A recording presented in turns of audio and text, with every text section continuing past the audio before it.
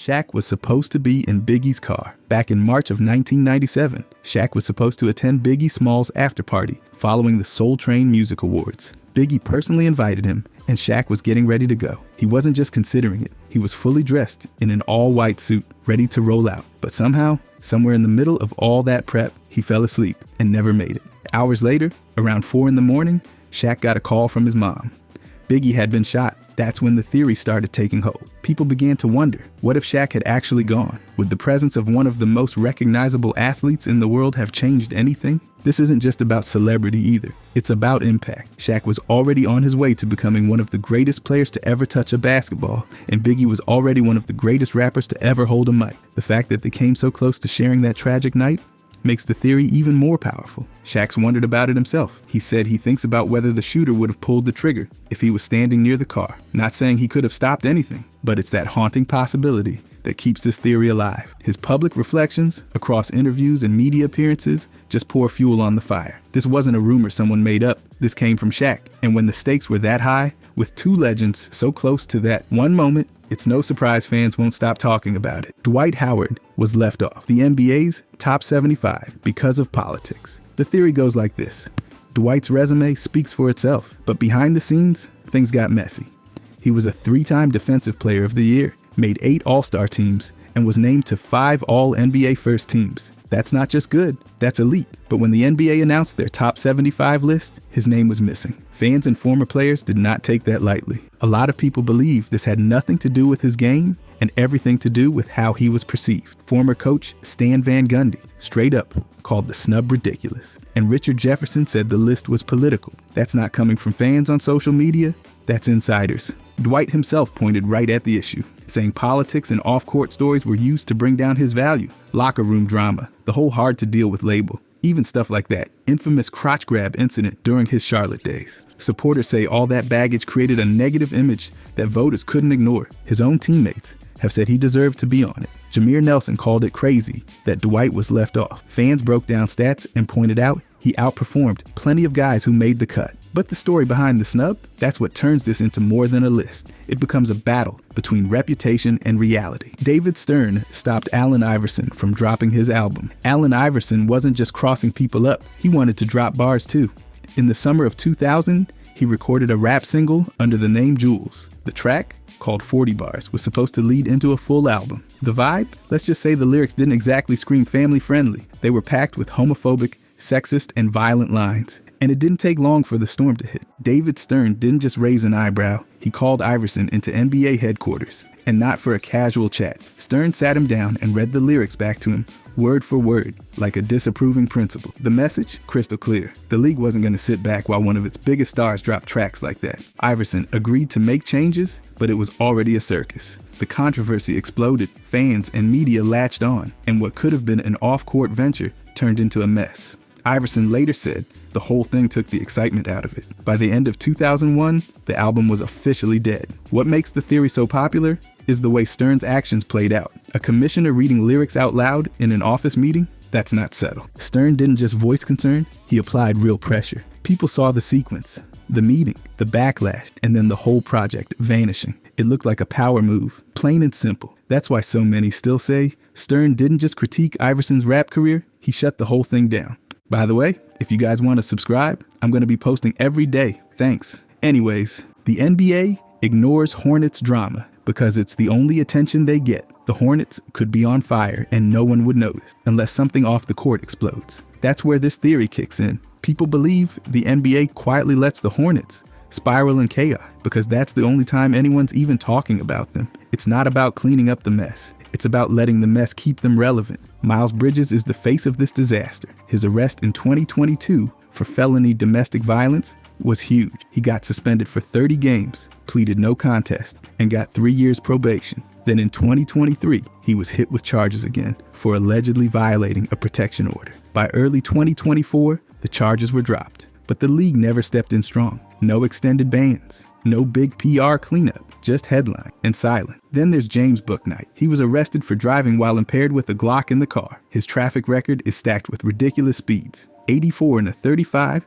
107 in a 65. The Hornets waived him, and the league didn't say much. Why would they? The story already did its job. Fans call it out constantly. They say the NBA doesn't care about the team unless the headline's messy. It's like the league's allergic to giving Charlotte real coverage, unless it's a car crash, literally or figuratively.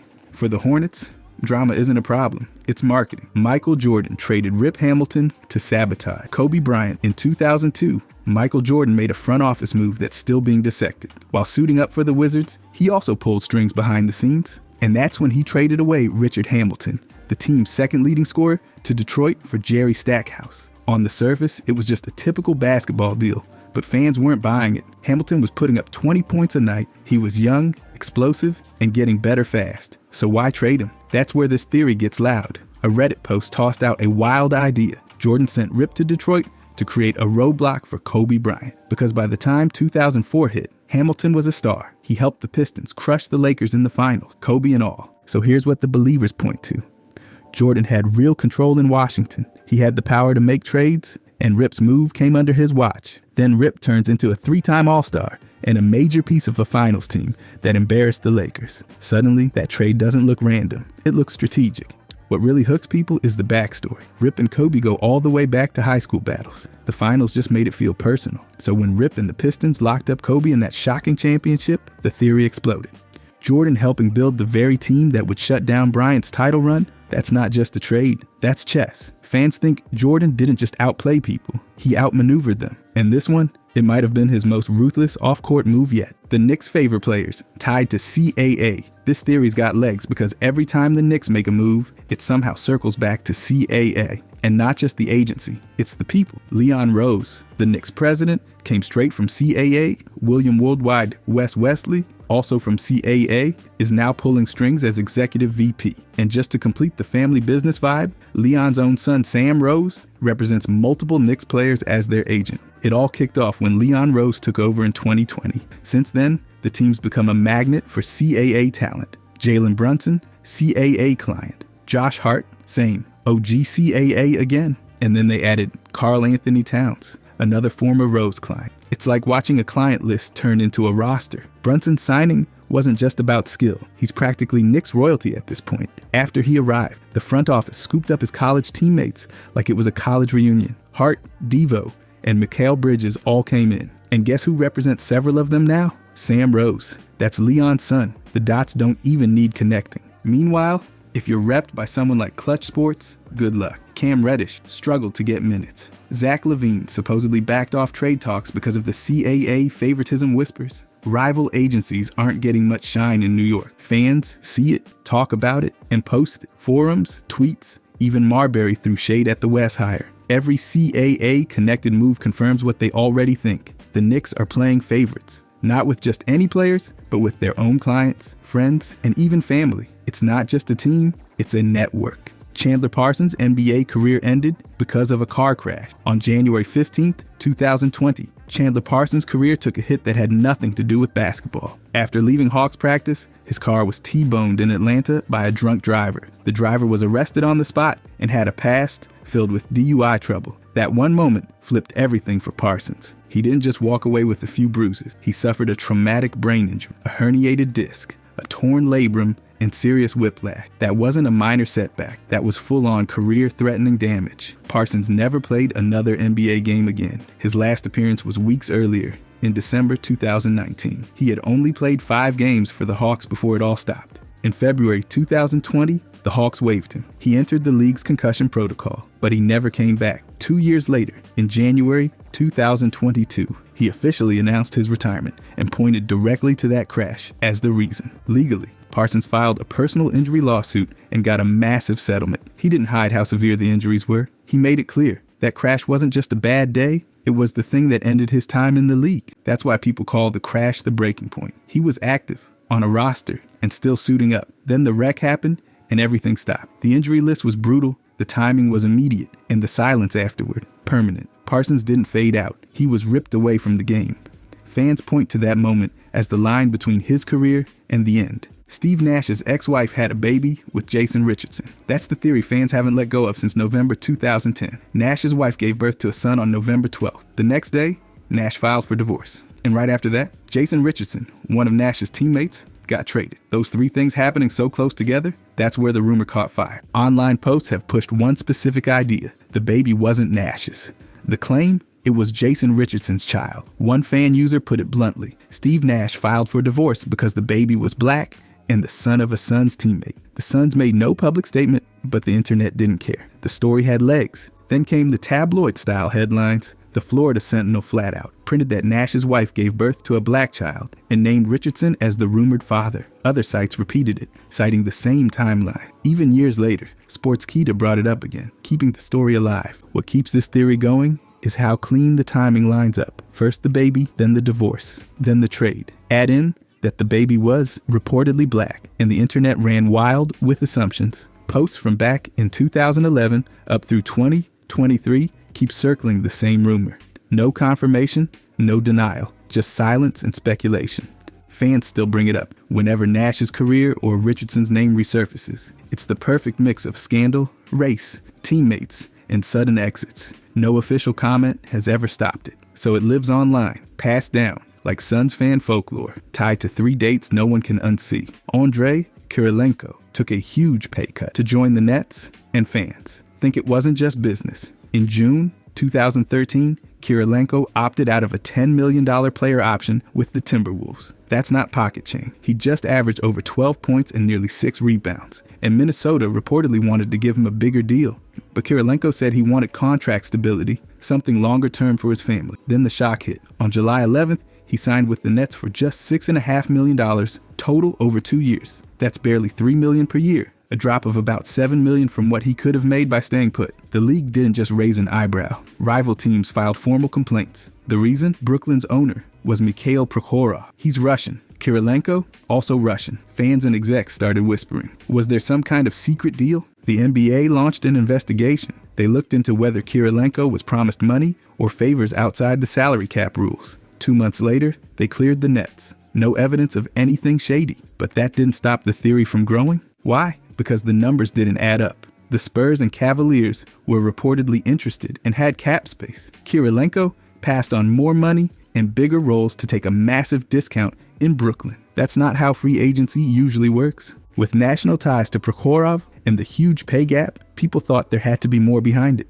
Even though the NBA cleared it, fans still think the deal was too weird to be clean. And the fact that Kirilenko laughed off the rumors only made it feel more suspicious. The NBA downplayed Paul Pierce's stabbing to protect its image. On September 25th, 2000, Paul Pierce was stabbed 11 times and hit over the head with a bottle at Buzz Club in Boston. He had to undergo lung surgery and still somehow played all 82 games that season. The police arrested 3 suspects, but never released an official motive. The media called it a pool room scuffle. That's all anyone really got. But behind the scenes, the whispers told a different story. The theory says Pierce was caught up in more than just a random fight. Rumors swirled about unpaid gambling debts or getting involved with a woman tied to a local gang member. Some claimed this was retaliation. None of it made it into court, but all of it lived in locker rooms, forums, and press boxes. The NBA, according to theory believers, stepped in quietly. They didn't want one of their young stars linked to crime, gambling, or gang violence, so they worked with media outlets to keep things vague. The details stayed out of the headline. No mention of who ordered the hit, no deep dive into why it happened. Just the sanitized wrong place, wrong time version. Fans have repeated what they say local insiders told them. Some claim reporters were told to back off. Others say the NBA didn't want another image problem after already dealing with a bad reputation in the 90s. And that's why the theory won't die. A violent stabbing, no clear motive, a full return to the court, and almost no follow-up from the league. That's the kind of silence that makes people talk louder. Kendrick Perkins' racial comments helped Joel Embiid win MVP. In early March 2023, Kendrick Perkins dropped a grenade on live television. On ESPN's First Take, he pointed out that recent MVP winners, Steve Nash, Dirk Nowitzki, Nikola Jokic, were white and not leading the league in scoring. Then came the quote that stuck. What do those guys have in common? I'll let it sit there and marinate. That line turned a regular MVP race into a firestorm. The reaction was instant. J.J. Redick pushed back hard. Charles Barkley mocked the whole thing. ESPN had to issue clarifications, walking back how Perkins framed his racial bias claims. But the conversation was out there. Perkins wasn't accusing individual voters of racism. He was saying the system had a tilt. and suddenly, Jokic's lead in the MVP race started fading. That's where the theory takes off. Bomani Jones said Perkins shifted the whole national discussion. Larry Brown Sports credited Perkins for influencing how voters thought. And by May, Joel Embiid had 73 first-place votes. Jokic, just 15. Some fans claimed voters were scared to choose Jokic again, worried they'd look biased. Fans accused Perkins of turning it into a race war. The phrase race baiting started showing up in YouTube titles. The timeline makes it stick. Perkins speaks out. Media erupts. Betting lines flip. And Embiid runs away with the award. Critics believe voters chose safety over consistency. Whether you think it was justified or not, the shift came right after Perkins' comments. And that's why this theory won't fade. It's backed by timing, outrage, and the final vote count. The NBA downplayed Karl Malone to protect Jordan's storyline. The late 90s were peak NBA drama. Bulls versus Jazz, Jordan versus Malone, finals back-to-back. But despite Malone being one of the best power forwards ever, he somehow became a side character in the league's biggest showdown. That's where the theory comes in. Fans think the NBA and media deliberately downplayed Malone's legacy to make Michael Jordan's dominance look even greater. Malone was an MVP in 1997.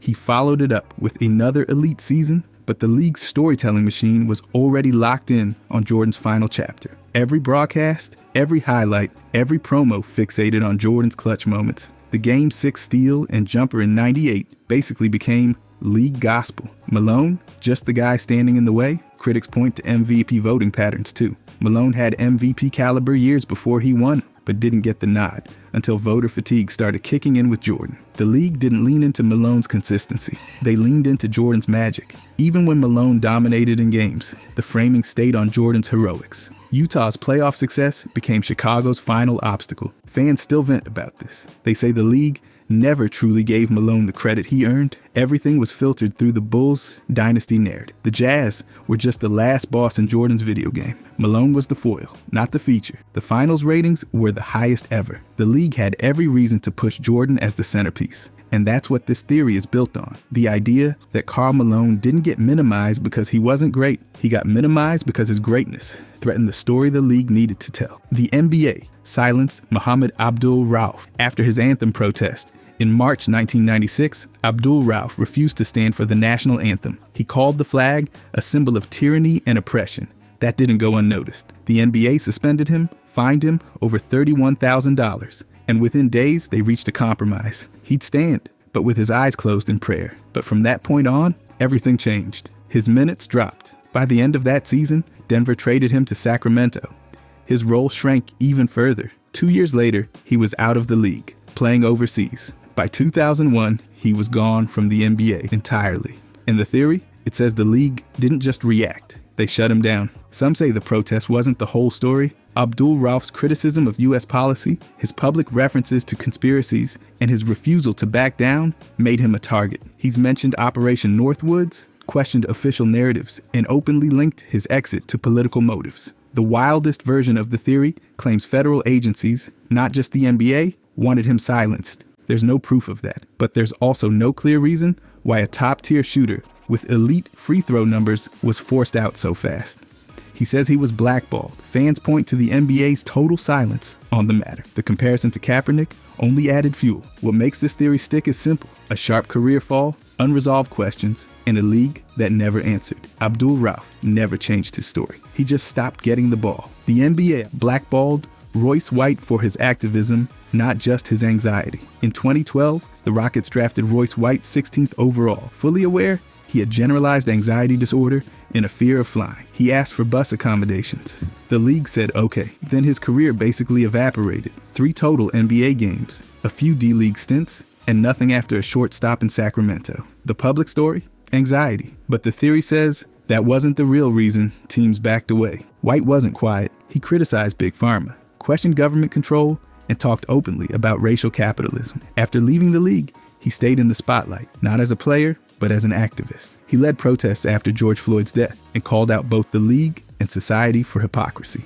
That's where the theory takes shape. People believe the NBA didn't just think he was logistically difficult. They saw him as a PR threat, too vocal, too unfiltered, too ready to challenge power. not just basketball systems, but economic and political ones. Insiders claim teams were quietly warned off. He was labeled risky, not for his mental health, but for his mouth. Despite strong showings elsewhere, including winning MVP in Canada, no team gave him a real second shot. Meanwhile, the NBA shifted toward embracing mental health awareness, but White called that out too. He said they co-opted the language without supporting the truth. That only deepened the divide. The theory sticks because the pattern's hard to ignore. A player speaks up, then disappears. His anxiety became the convenient excuse. But behind closed doors, the league may have just wanted him quiet, not because he couldn't play, but because he wouldn't shut up. The NBA is more fake than WWE. That's the theory, and fans aren't just saying it for laughs. They're pointing to patterns, scandals, and strange officiating that make the league feel less like a sport and more like a scripted show. WWE admits it's entertainment. It's called kayfabe, planned rivalries, pre-written outcomes, and staged drama. The NBA, it insists it's all real, yet somehow keeps getting caught acting otherwise. Start with the Donaghy scandal. In 2007, an actual NBA ref admitted to betting on games he officiated. That's not just bad optics. That's full-blown script energy. Then come the last 2-minute reports, where the league reviews blown calls after games. These reports regularly admit that refs missed calls in crucial moments. Cool, good for transparency. But when those errors always seem to favor the big market team or the one chasing a record, people start connecting dots. Larry Bird once said the league dragged the 1984 finals to a Game 7 for ratings. LeBron has questioned whether the 2003 draft was rigged to land him in Cleveland. And fans still believe the Knicks won the frozen envelope lottery in 1985. Every weird draft bounce or lucky pick for a struggling franchise adds another layer to the theory. Add in the officiating drama, phantom fouls, and unbalanced free throw counts,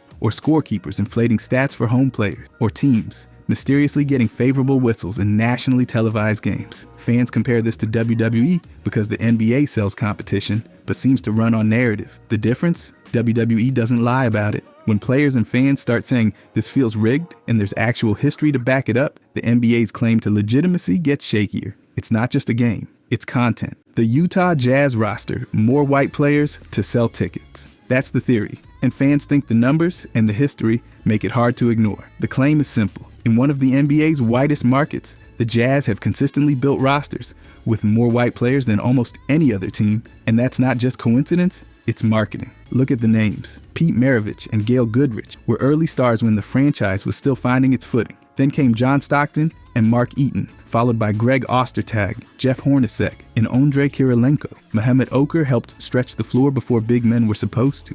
More recently, there's Lauri Markkanen and Walker Kessler anchoring the new era. The Jazz haven't just had white players, they've built identities around them. Over a 15-year period, Utah rosters hovered around 34% white, according to Deadspin. Their fan base? About 63% white. Only Minnesota comes close. Remove those two teams, and the rest of the league doesn't show the same pattern. So when fans say having white players on the team sells tickets, it's not hard to see where they're coming from. Former player Vernon Maxwell said it straight. Utah drafts white players. He asked when the team last picked a black star, and fans didn't have a quick answer. Combine that with consistent front office trends, and it starts to look deliberate. Whether it's about market comfort, identity, or just filling seats, the pattern is there. Great players, yes, but all fitting a type that resonates with the local crowd. The theory sticks because the Jazz don't just develop white players, they showcase them. The NBA gave the Nets the #1 pick in 2000 to save the franchise. That's the theory, and fans still talk about it like it was a staged rescue mission. At the time, the New Jersey Nets were a disaster. Low attendance, coaching turnover, zero buzz. They won 31 games and had just a 4% shot at the top pick. But on June 28th, they hit the lottery jackpot and landed the #1 pick. That was Kenyon Martin, and that's where it all flipped. 2 days later, they hired Rod Thorne. Then came Byron Scott. Within a year, Jason Kidd arrived, and suddenly the Nets weren't dead. They were sprinting to back-to-back NBA finals. The timing? Suspiciously perf. A 4% miracle just happened to jumpstart the best era in franchise history. That's why people say the league stepped in. It wasn't just luck, it was restoration. The theory says the NBA saw a failing market and decided to reboot it. Fans were already side-eyeing the lottery after the Knicks' frozen envelope in 1985. Add LeBron's Cleveland miracle in 2003, and there's a clear pattern people latch onto. The Nets felt like a franchise the league didn't want to lose. Small market, but in a major metro, they just needed juice. A draft win fixed that. Conspiracy talk flooded the internet. People called it a bailout. Critics said the NBA needed a narrative arc. Downtrodden team rises from the ashes. The Nets played their role perfectly. There's no proof the lottery was rigged, but there's also no convincing explanation for how a franchise on life support just happened to land the number 1 pick, fire up a rebuild, and become a contender almost overnight. And that's why this theory won't go away. The 82 Knicks fixed games to pay off their cocaine dealer. That's the theory. And it's not just a wild internet post. It's rooted in actual FBI documents. In Brian Tuohy's book, Larceny Games, Declassified Files detail how an East Coast drug dealer allegedly worked with 3 Knicks players during the season. He started betting small, $300 per game, then suddenly jumped to $10,000 once the fix was supposedly in. According to the files, he won 6 of 7 bets, and all of them were against the Knicks. The accusations go beyond sloppy play. The theory says players weren't just throwing games. They were tipping off the dealer, letting him know which games to bet on, which ones they'd tank, and who wasn't playing at full speed. That's textbook point shaving, and it happened during a season where the Knicks lost 8 of their last 9 and finished 33-49. No names were ever released publicly. Michael Ray Richardson, their star and a known cocaine user, denied involvement, but the FBI's informants were clear. The players were fixing games to pay their dealers. Gothamist and other outlets ran with the story, quoting files that said players routinely fixed games. No arrests were made, no charges were filed, and the case was closed in '86. That silence kept the theory alive. The mix of verified documents, a team that collapsed at the exact right time, and the NBA's cocaine crisis all line up too neatly. Without a clear answer, fans are left to believe what makes the most sense. Something shady went down in New York that season, and the league quietly let it disappear. Kevin McHale traded Kevin Garnett to Boston on purpose. McHale had full control of Minnesota's front office during that time, and fans have not forgotten who he used to suit up for. The theory says McHale didn't just trade Garnett, he gifted him. Even though the Lakers were reportedly offering a young Andrew Bynum and Lamar Odom, the Timberwolves ended up taking a crowded group of role players and 1 draft pick from Boston. Not exactly a blockbuster return for someone like Garnett. People think McHale's Celtics ties were just too strong to ignore. He spent over a decade there, won championships, built a legacy, so when Boston came calling, he didn't hesitate. There's analysis pointing out how McHale leaned heavily toward Boston's offer. That's what makes the theory stick. It wasn't just a decent trade, it was one that vaulted the Celtics back into the spotlight while Minnesota faded hard. And right after that, Boston wins a championship. Meanwhile, Minnesota's rebuild doesn't exactly take off. The trade felt lopsided the moment it happened, and people haven't stopped talking about it since. The league watched it unfold and raised eyebrows, especially when it came out that Stern might have seen it as a power move to elevate Boston again. Garnett was a franchise player. The idea that his exit wasn't just business, but personal favoritism, that's what makes this theory catch fire. A GM with the Celtics heart might have helped his old team reload, even if it meant holding Minnesota back. Tony Parker and Aaron Barry rumor. The buzz around this one refuses to die. Back in 2010, reports came out saying Tony Parker admitted to a sexting relationship with Aaron Barry, the wife of his Spurs teammate Brent Barry. While Parker denied it ever got physical, that didn't stop people from running wild with the idea. Even Sports Illustrated's Brian Armin Graham claimed the connection between Parker and Aaron was confirmed on good authority. Then Aaron Barry came out swinging. She posted on her site that she absolutely did not have an affair with Parker and never even pursued him. But somehow, her strong denial did the opposite of what she probably hoped. Instead of shutting things down, it fueled the rumor even more. Reddit threads still bring it up constantly. One user cited Jackie McMullen saying on a podcast that the story isn't even a secret. Others point to Steven Jackson, who once said Parker steals other players' women. Nobody had to squint too hard to guess what he meant, and the pieces line up too neatly for folks to let it go. Parker admitted to sexting, and the timeline fits right into the period his marriage to Eva Longoria was falling apart. Add in the high-profile divorce, public gossip, and NBA personalities backing the rumor. And it's no surprise fans treat this like an open secret. The story keeps its momentum because it checks every box: betrayal, teammates, divorce, and high drama. Even without any solid proof, it lives on through forum posts, old quotes, and whispers that just won't fade. People still believe Parker crossed the line. With his teammate's wife, spooky wolves theory.